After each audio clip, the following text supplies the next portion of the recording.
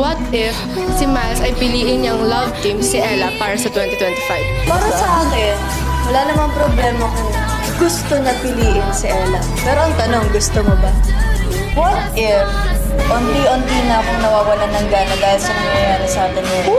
Alam mo, Mitch, para sa akin, sobrang labo naman na mawalan ka ng gana every time na magkasama tayo. Kasi syempre, sa sarili ko, alam ko na wala naman akong ginagawang masama. And alam mo naman kung ano yung promise ko sa'yo dati pa na lagi kitang pasasayin araw-araw. Last vlog natin, meron tayong parang promise bracelet. Nalimutan ko, naligo kasi ako kanina eh. Wait lang, kukunin ko muna. Kukunin. Sige. Miles, saan ka pupunta? Sorry, nakalimutan ko kasi dito ako natulog sa studio. And naligo din kasi ako dito. So, naiwan ko siya sa studio. Pala yun! Ay, akala ko malis ka na naman. What if mapagdesisyon na ng management na ibahin yung love team mo? Siyempre, para sa akin,